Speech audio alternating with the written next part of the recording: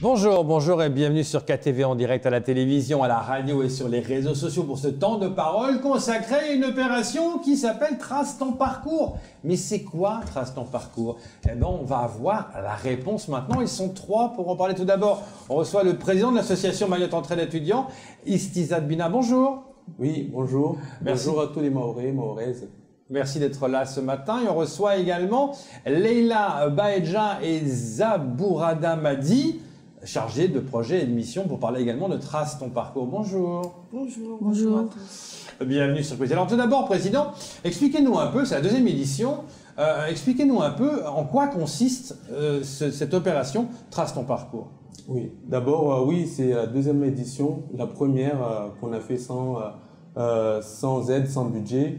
C'est la deuxième. On est tout content quand même d'avoir ce soutien financier du ministère des Outre-mer, de la DRAGES de Mayotte, ainsi que la commune de Bantrabois. Alors, Trace ton parcours, c'est vraiment une opportunité qu'on donne à tout jeune de Mayotte, en particulier, de tracer ton parcours, c'est-à-dire depuis le jeune âge, de découvrir les métiers porteurs, de découvrir les orientations, les types d'études qu'il peut faire depuis le jeune âge. Donc c'est une opportunité qu'on ouvre, et là pour cet événement, on a tendance plutôt à faire venir ceux qui ont pu réussir, qui ont des parcours atypiques. Donc c'est des parcours que nous, on met en visibilité auprès des jeunes pour que eux, à leur tour, puissent tracer leur parcours. Donc c'est vraiment ça, trace ton parcours. Pour les jeunes, évidemment, et ça c'est important. Et donc il y a plusieurs choses qui sont prévues. Tout d'abord, ça va commencer samedi 27, où, quand, comment. On a évidemment les réponses avec Zabourada Madi. Expliquez-nous un peu ce qui va se passer samedi. Alors, samedi 27, nous aurons... Allez-y. Samedi 27, nous aurons l'ouverture officielle de cette campagne qui débutera à partir de 9h pour les participants et 8h30 pour les exposants pour qu'ils puissent venir prendre place et préparer leur stand.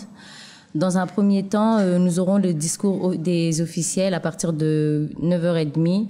Se suivra d'un premier temps d'animation avec le chama de Fleur d'Ilang de Kahani, qui fera une petite prestation sur la culture mahoraise.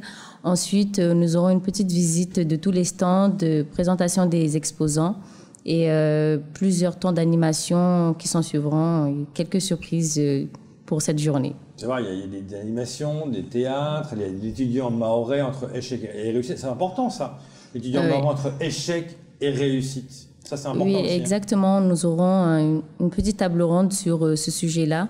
Nous aurons des jeunes qui vont partager leur expérience, que ce soit du bon côté comme du mauvais côté, pour donner une idée aux plus jeunes.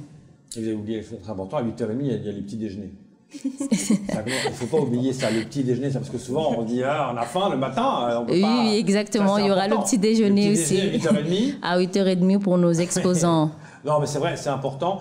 Mais ça, ce n'est que le point de départ. Oui, exactement. Trace ton parcours, c'est vraiment un parcours. Alors, comment ça va se passer? Eh bien, Leila Baedja, vous êtes là pour nous en parler justement de tout ce qui est prévu jusqu'au mois de février 2022. Oui, Alors, approchez le micro et allez-y. Comme disait ma collègue, il y aura l'ouverture officielle de la campagne ce samedi 27 novembre. Mais il n'y a pas que le salon Trace ton parcours, il y a également des interventions en milieu scolaire. C'est-à-dire, par exemple, le 10 décembre à Chirongui. On aura également des visites en entreprise sur le chantier de la CIM à Passamainti le 17 décembre 2021. On aura également une visite au site de Valarano à Coconi. On aura également des ateliers d'animation animés par nous-mêmes au Cité des métiers à la Crige le 20 décembre 2021 et le 12 janvier pour la Cité des métiers. Et à partir du 8 janvier... C'est tous les samedis. Voilà, tous les samedis. Il y aura des webinaires. Il y aura des webinaires, des intervenants qui viendront exposer leur parcours professionnel pour inspirer les jeunes sur leur choix de parcours professionnel par la suite. Oui, puis après, février, février et le 25 février. Le 25 février, c'est la clôture, la clôture de la campagne au CUFR avec une conférence thématisée. Donc là, on voit bien, Président, qu'il y a tout un parcours extrêmement important depuis samedi jusqu'au mois de février. Oui, ça c'est fait exprès surtout parce que on sait que ça tombe pile poil aussi avec Parcoursup, parce que c'est une période où les jeunes ils sont amenés aussi à choisir leur orientation. Donc c'est une période qu'on a choisie pour les aider à avoir une visibilité sur les métiers, notamment ceux qui sont les métiers d'avenir à Mayotte. Donc pour les webinaires tous les samedis du mois, c'est souvent des professionnels qui sont dans des métiers souvent en carence à Mayotte. Et on sait qu'il y a des métiers qui sont importants pour Mayotte, mais en carence malheureusement à Mayotte. Donc c'est important de montrer à cette jeunesse que voilà, il y a ça que vous pouvez faire. Il y a des possibilités. Et voilà, il y a des possibilités. C'est pas leur dire il faut faire ça, c'est leur donner en tout cas une visibilité de dire bon, je peux choisir celui-là ou celui-ci. Après, juste aussi pour revenir sur l'ouverture aussi, bien entendu, l'objectif c'est de toucher les jeunes depuis le primaire jusqu'à les étudiants, les lycéens. Et là, on essaye d'avoir des activités, des stands tout au long, en lien en tout cas avec les jeunes qui pourront aussi les attirer. Et on a aussi quand même des exposants comme Maoré Jet, ça c'est, on va dire, l'invité phare pour cette ouverture, pour justement avoir quand même le côté loisir au cours de cette journée. Mais l'idée, c'est pas d'attirer directement les jeunes, c'est de permettre, l'équipe a bien bossé là-dessus d'ailleurs, c'est de permettre en tout cas d'avoir une visite sur tous les stands et qui sera concluée par un questionnaire pour tester s'ils ont réellement compris le concept, s'ils ont compris les exposants, qu'est-ce qu'ils font, avec un petit quiz qui va donner droit au sésame, c'est-à-dire l'activité. Après, bien entendu, eux, ils vont aussi faire les prestations aussi sur place. Ça va être la première fois qu'ils vont venir à Bandrabois. Merci à la commune aussi de contribuer aussi financièrement et de nous donner la possibilité, en tout cas, d'amener ce genre d'événement au Nord, parce que aussi au Nord, on sait que il y a ce besoin aussi. Est-ce que ce sont les mêmes qui seront là samedi, qui seront là tout au long du parcours, ou est-ce que ça va changer?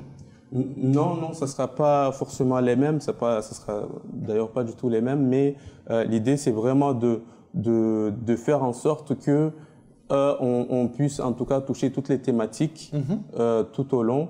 Donc on fait cette ouverture. Ça ne veut pas dire que ceux qui participeront au début ne seront pas tout au long, parce qu'on a d'ailleurs une petite pensée aux associations mahoraises qui sont aussi derrière nous. Il y a certains qui ont pu assister aux réunions de travail avec nous, mais il y en a, on le comprend, ils ont les études à côté pour Bien certains, soit un emploi pour d'autres. Donc l'idée aussi, c'est quand même d'aller essayer de travailler avec eux tout au long, parce qu'il y a une continuité aujourd'hui, c'est-à-dire pour les étudiants qui souhaitent poursuivre leurs études à Métropole par exemple ou à La Réunion.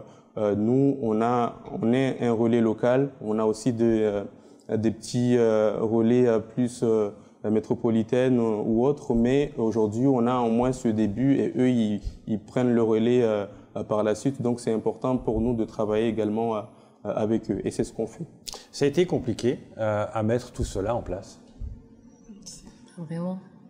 On a pu se débrouiller parce que on a 8 bénévoles dans l'association, on a 4 volontaires en service civique qui nous ont aidés tout au long de la préparation. Du coup, ça n'a pas été difficile. Oui, parce qu'on part d'une page blanche.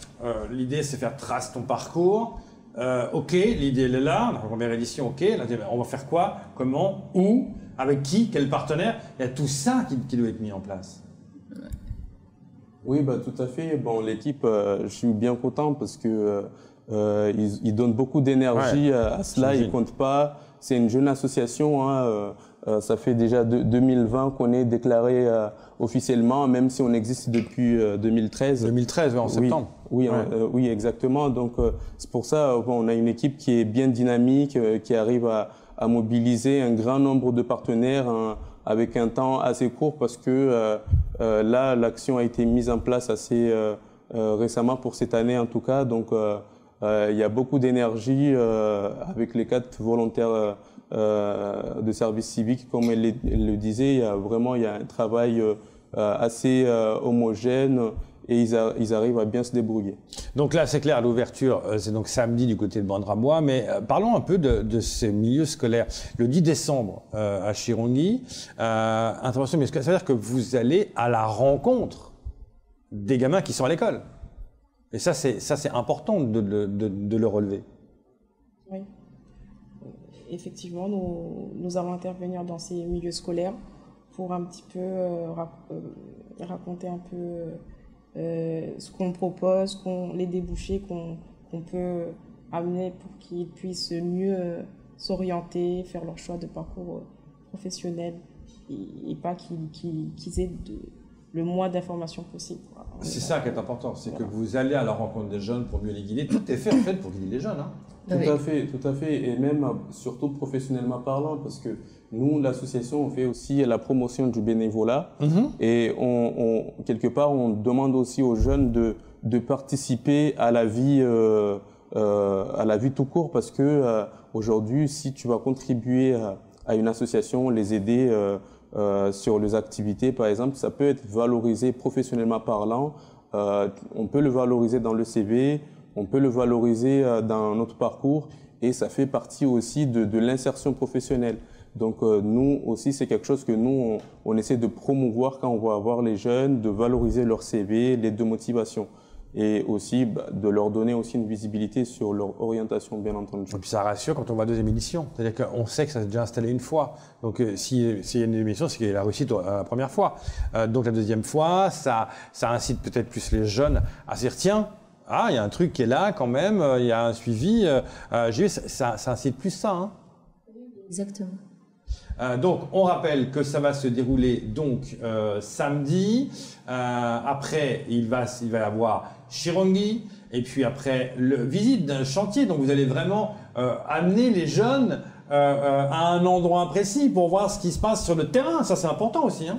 Oui. La visite se fera sur un chantier qui est à Passamahiti, qui est en travaux en ce moment. Du coup, ils iront voir comment les ouvriers travaillent, quels sont les métiers qui sont liés au BTP et ils pourront se faire une petite idée. Une idée sur place. Oui, c'est ça qui est important. Parce que c'est bien de faire des forums, mais si les gens ne voient pas comment ça se passe dans la réalité, en plus échanger avec ceux qui travaillent sur place, et voilà, moi mon métier c'est ça, regarde ce que je fais, et ils vont se rendre compte clairement ce qui se passe. Et après il y aura des ateliers, les webinaires sont également importants, la Cité des métiers sera également là, tout sera fait correctement jusqu'à cette conférence sur les métiers de la fonction publique le 25 février qui donc sera à la journée de clôture. Et puis on rappelle encore que tous les samedis, il y a des trucs quand même, les samedis du mois de janvier, les samedis du mois de février, il y aura toujours des webinaires, c'est aussi important de le rappeler. Hein. Oui, c'est très important, il y aura des webinaires de manière continue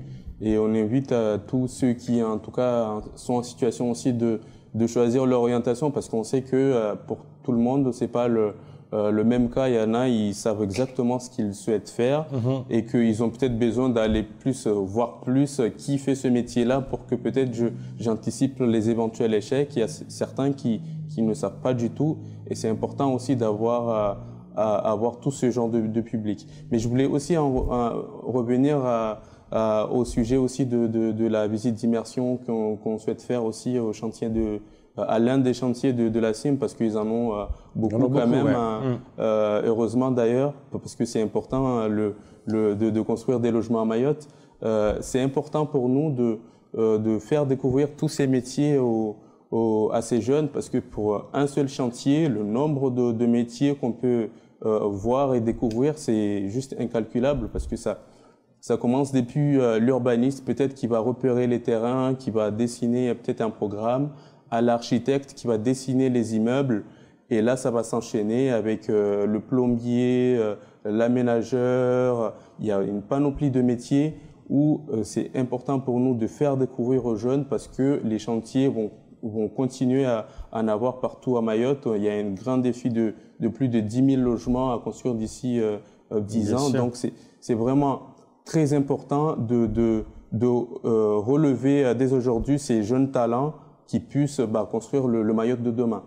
On rappelle que ça va donc se dérouler samedi 27 novembre à Bandrabois, la place Remblai, de 9h à 16h. Merci d'être venu ce matin pour nous en parler et bonne chance pour ce trace-ton parcours. Et juste une pensée aussi que eux aussi sont derrière nous, le SIAO et le rectorat aussi de Mayotte, que eux aussi sont impliqués, c'est leur sujet et nous c'est vraiment important pour nous aussi en tant qu'association aussi d'être aussi sur le terrain et d'être avec eux aussi dans ce genre d'événements.